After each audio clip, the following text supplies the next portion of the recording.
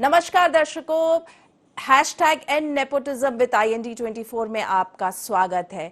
दर्शकों, ये मुहिम हम कई हफ्तों से चला रहे हैं और हमें जिस तरह का रिस्पांस मिल रहा है हमारे दर्शकों से, वो बहुत ही सराहनीय है। लोग अपने साथ हो रहे इंसिडेंट्स हमें लगातार लिख रहे हैं, हमारे साथ जुड़ रहे हैं और हम भी लगातार हर वीक आपको किसी न किसी एक नए बॉलीवुड के चेहरे से मिला रहे हैं। आज हमारे साथ इस कड़ी में जुड़ रही हैं वेल नोन एक्टर हैं नुपुर मेहता। आइए हम इनसे बातचीत करेंगे। नुपुर जी, आपका IND24 में बहुत बहुत स्वागत है।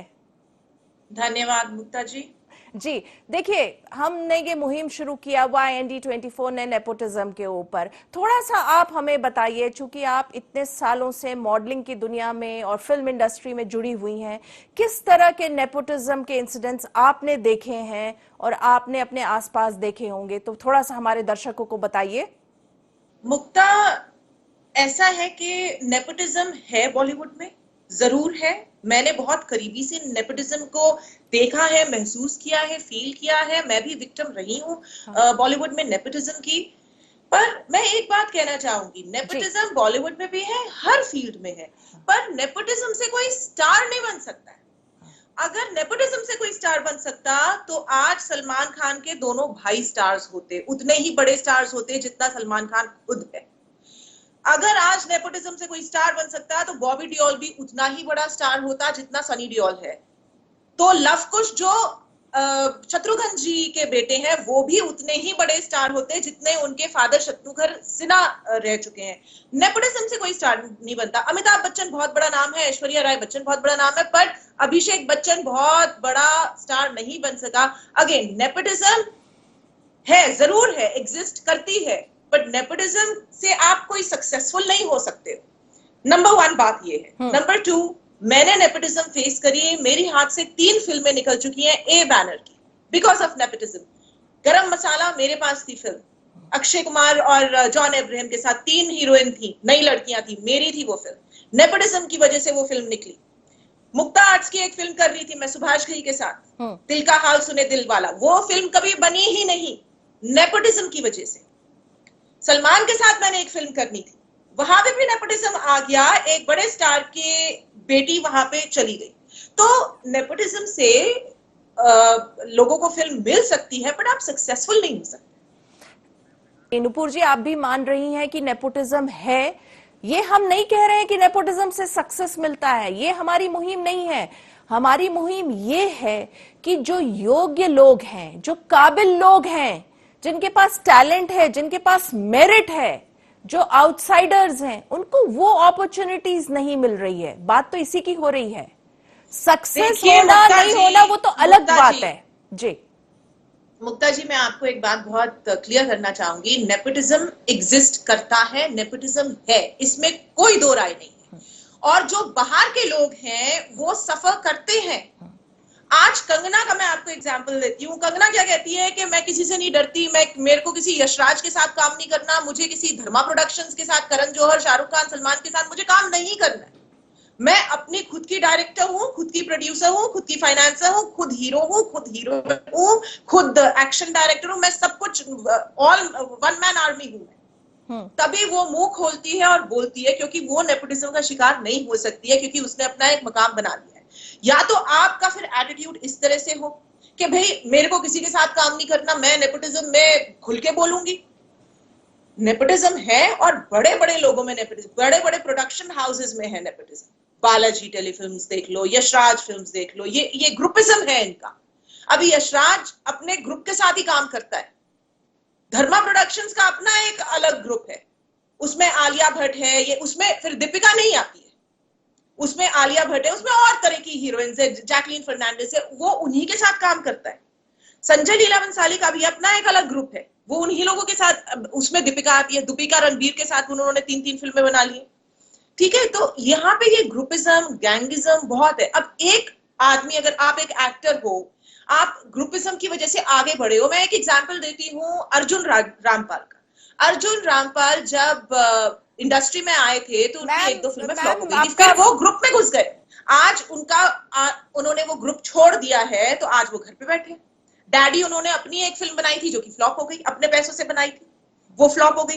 तो आपको ग्रुप के अंदर रहना होता है। सलमान का ग्रुप है, आमिर का ग्रुप है, शाहरुख का ग्रुप है, सबका अपना, बड़े बड़े प्रोडक्शन हाउस का अपना अपना ग्रुप होता है। यहाँ पे ग्रुपिज्म चलता है। देखो, जनता को उतना ही समझ में आता है जितना वो मैगजीन में पढ़ते हैं, जितना वो न्यूज में सुनते हैं और जितना वो न्यूज़पेपर में देखते हैं। पर अंदर बॉलीवुड के क्या चल रहा है, ये बहुत ही एक गहरा रहस्य है और ये बॉलीवुड के लोग बोलना नहीं चाहेंगे, वो चुप रहेंगे जी, यहीं क्योंकि पे उनको बॉलीवुड के अंदर काम करना है। जी वो उनको किसी के खिलाफ नहीं बोलना है। जी, यहीं पे हम बात कर रहे हैं, आप जो कह रही हैं। लेकिन देखिए, कहीं ना कहीं जिस तरह से पब्लिक का जो इस बार जो हम पब्लिक का रिएक्शन देख रहे हैं, जैसे अगर हम बात करें गुंजन सक्सेना का, तो उसको जो बैकलैश हुआ तो करण जौहर का नाम हट गया वहां से, क्रेडिट लाइन से।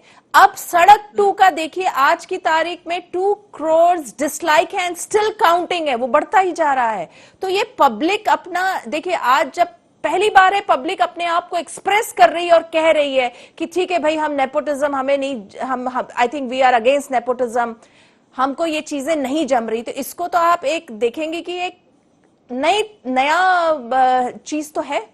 बिल्कुल मुक्ता जी, नई चीज है और आक्रोश है पब्लिक में, एक रेवोल्यूशन है ये पूरा अपने आप में कि पब्लिक इसके अगेंस्ट जा रही है, इसको डिसलाइक कर रही है। पहले तो घटिया से घटिया फिल्म भी चल जाती थी, शाहरुख खान की हैप्पी न्यू ईयर भी चल गई, इसकी सलमान खान की बुरी से बुरी फिल्म दबंग 3 भी चल जाती थी।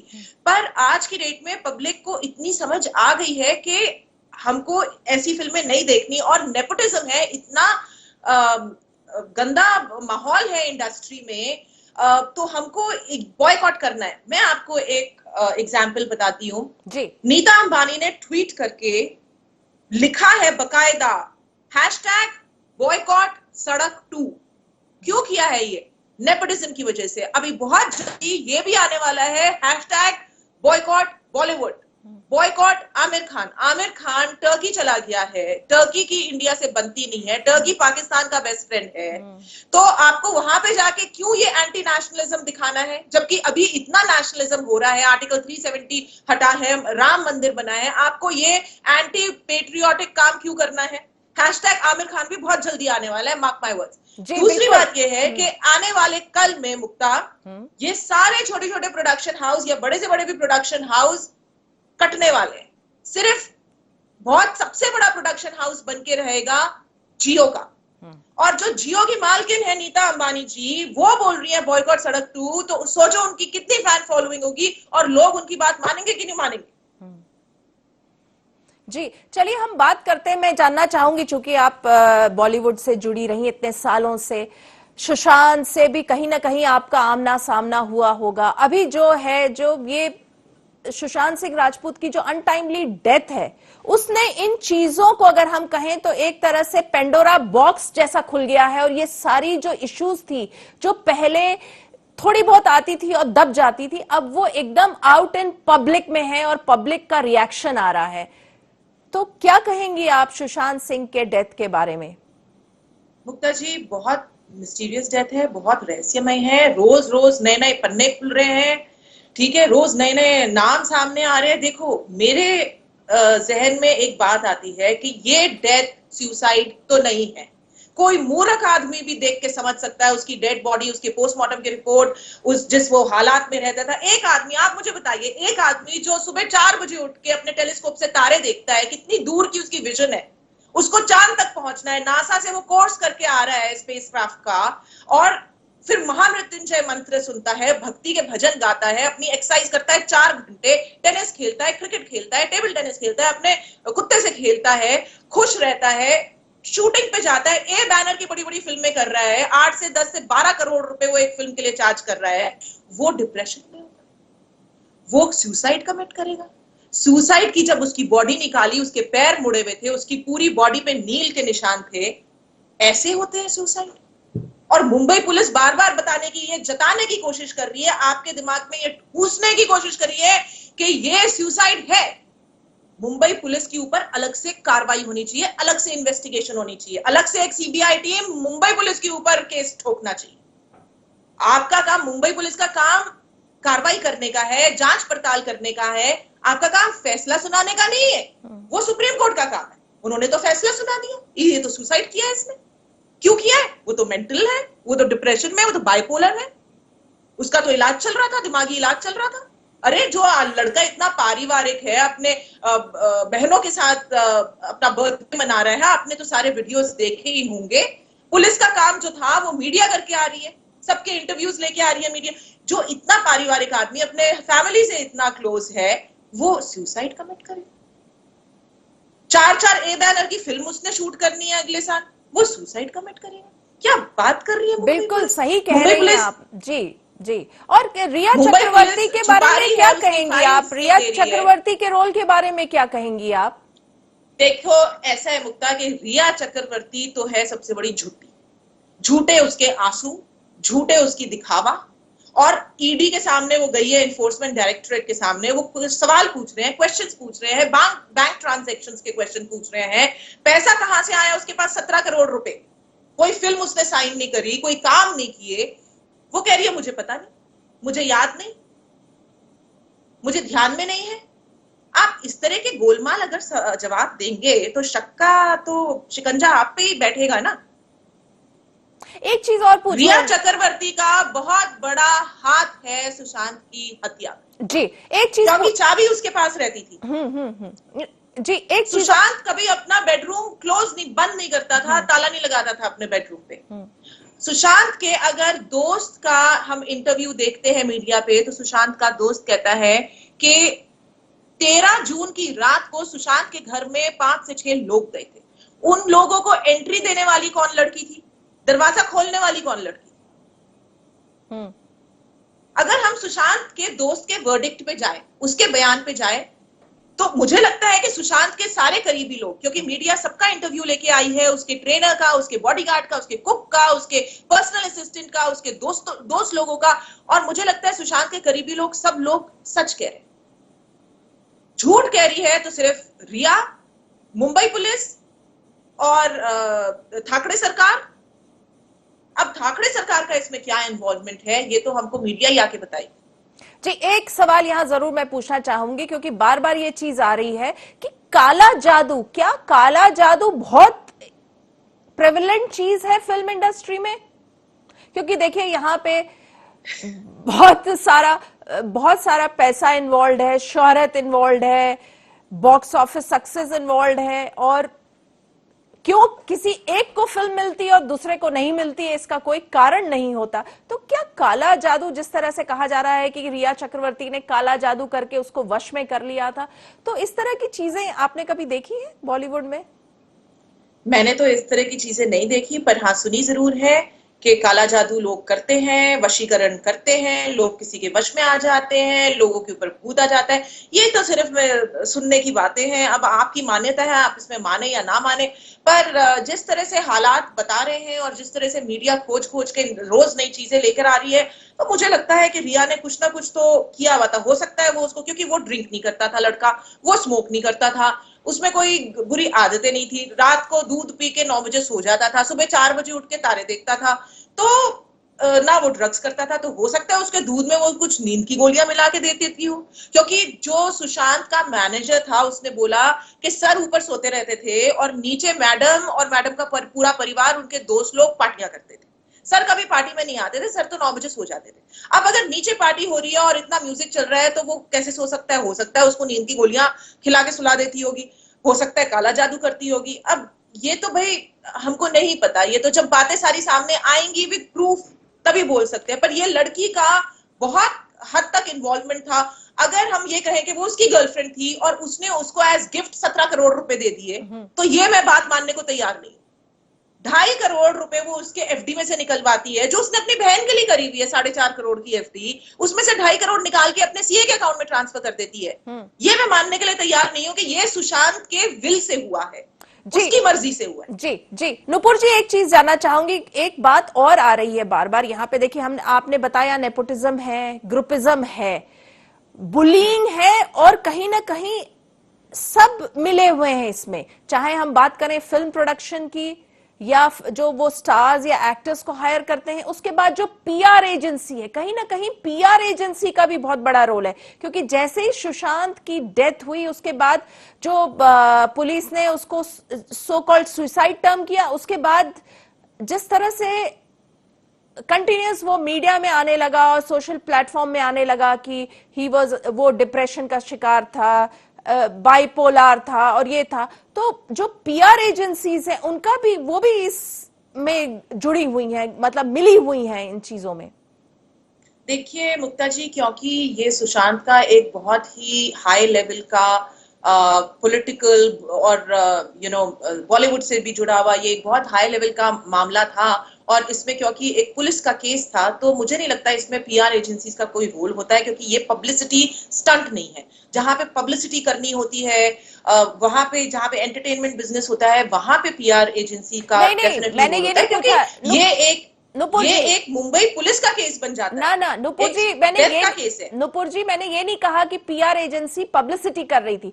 पीआर जो एजेंसीज हैं उनके थ्रू इस तरह के आर्टिकल्स फ्लोट करने लग गए, करा गया था कि सुशांत डिप्रेशन का शिकार था, बाइपोलर था और वो दवाइयां ले रहा था, he was not in his right frame of mind. तो ये सारे आर्टिकल्स जो हैं वो पीआर एजेंसीज के थ्रू फ्लोट की जा रही थी शुरुआत के दिनों या में। तो हो सकता है पीआर एजेंसी पे कोई दबाव हो, तभी उन्होंने ऐसे आर्टिकल्स निकाले, या हो सकता है कि रिया की पीआर एजेंसी ने ऐसे आर्टिकल्स निकाले।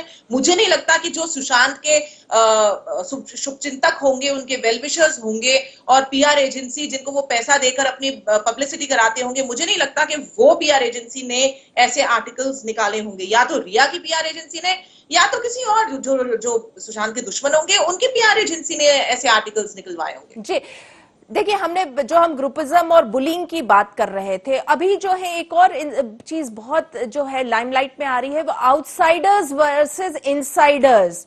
तो आप इसको कैसे देख रही हैं? क्या इस वाकया से कोई फर्क आएगा फिल्म इंडस्ट्री में, टीवी इंडस्ट्री में? मुझे लगता है मुक्ता जी कि आउटसाइडर्स वर्सेस इनसाइडर्स बहुत ही बड़ी जंग रही है, और अभी से नहीं, बहुत पहले से हमेशा इनसाइडर्स को ही मौका मिलता है। अभिषेक बच्चन ने 19 फ्लॉप दी, पर आज तक वो फिल्म कर रहे हैं। शम्मी कपूर ने भी 20 फ्लॉप दी थी, फिर भी उनको फिल्में मिली। फिर उनका गुड लक था कि भाई बार बार देखो उनकी आई, चाइना टाउन आ गई और ऐसे करके उनको बहुत अच्छी अच्छी फिल्में मिल गई जो कि सुपरहिट हो गई। पर हमेशा नेपोटिज्म रहा है, बहुत पहले से, 50 साल पहले से भी, 70 साल पहले से भी, और अभी भी, और नेपोटिज्म रहेगा भी। इनसाइडर्स को प्रेफरेंस मिलेगी। आज एक मुहिम चली है कि भाई आउटसाइडर्स के लिए को विक्टिम बनाया जाता है, आउटसाइडर्स के साथ ना इंसाफी होती है। हो सकता है उसमें थोड़ा सा चेंज आए, पर इनसाइडर्स को, जो फिल्म इंडस्ट्री के जो बच्चे हैं, जो उनके रिश्तेदार हैं, उनको प्रेफरेंस फिर भी मिलेगी। यही दुनिया का रीत है।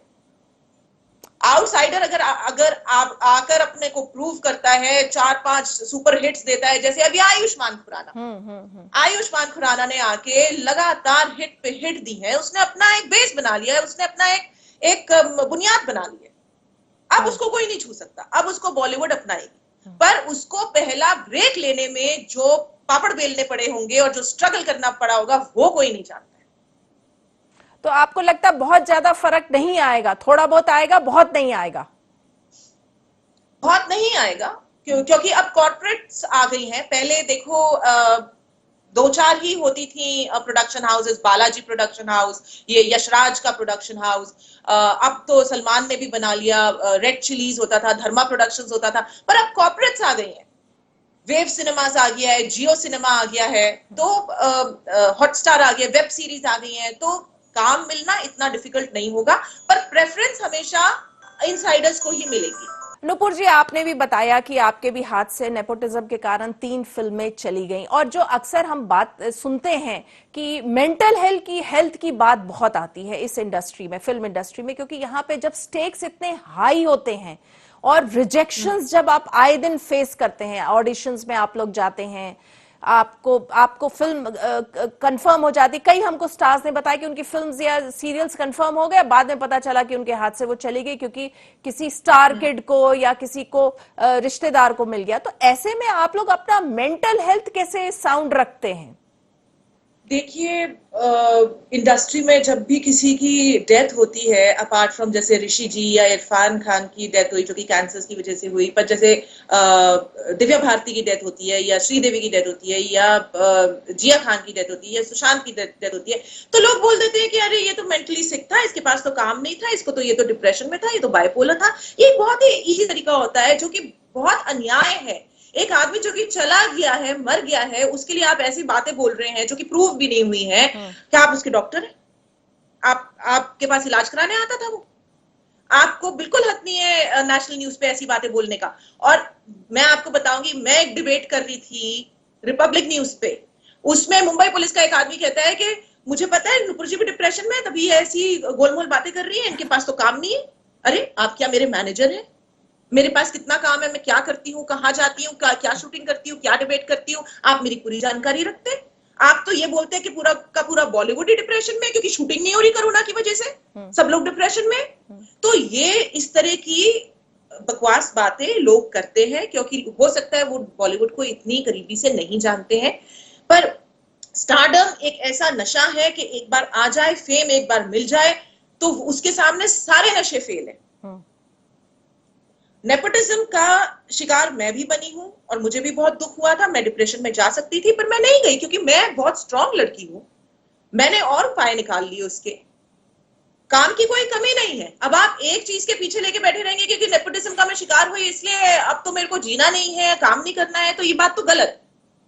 मैम, नेपोटिज्म पे आप बात कर रहे थे, आपने भी कहा आप भी शिकार हुई हैं, लेकिन अब जिस तरह से जो पब्लिक का, अगर हम कहें पब्लिक का गुस्सा जो सामने आ रहा है, सड़क टू का ट्रेलर देखा हमने, गुंजन सक्सेना से करण जौहर का नाम हट गया, क्या उम्मीद कर रही है? कुछ उम्मीद हम करें? आप भी उम्मीद कर रही होंगी कि आउटसाइडर्स को ज्यादा अब चांसेस मिलेंगे, और जिस तरह से जो योग्य लोग हैं, टैलेंटेड लोग हैं, उनको जो है मौका नहीं मिलता, बहुत स्ट्रगल करना पड़ता, और स्टार किड्स को एकदम ऑन द प्लेटर मिलता है, तो उसमें कुछ काफी चेंजेस आएगा?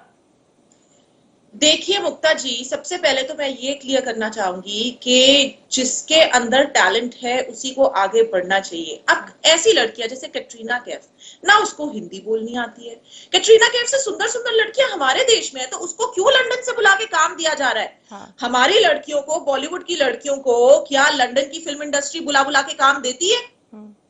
हम पाकिस्तानी लोगों को बुला बुला के यहाँ पे काम देते हैं, उनको हम फेमस और रिच बनाते हैं। हमको पाकिस्तानी इंडस्ट्री बुलाती है क्या? शाहरुख खान को बुलाती है पाकिस्तानी इंडस्ट्री क्या आइए आप लॉलीवुड में काम करिए?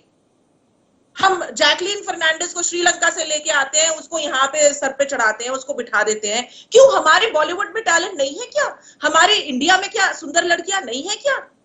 हमारी इंडिया की लड़कियां, क्या आप उनको चांस नहीं दे सकते? आप सनी लियोनी को कनाडा से बुलाते हो, क्यों बुलाते हो? पहले तो सारे ये इन बाहर के लोगों को हटाना चाहिए, हमारी इंडिया के लोगों को काम देना चाहिए, हमारी इंडिया के जो टैलेंट है उसको आगे बढ़ाना चाहिए। जी नुपुर जी, आपने IND 24 को अपना समय दिया, और इतने सारे आपने, अगर हम कहें, आपने नेपोटिज्म पे, अगर हम नेपोटिज्म, ग्रुपिज्म, सुशांत सिंह राजपूत, हम लोगों ने कई टॉपिक्स पे आपसे बातचीत की और आपने अपना पर्सपेक्टिव बताया।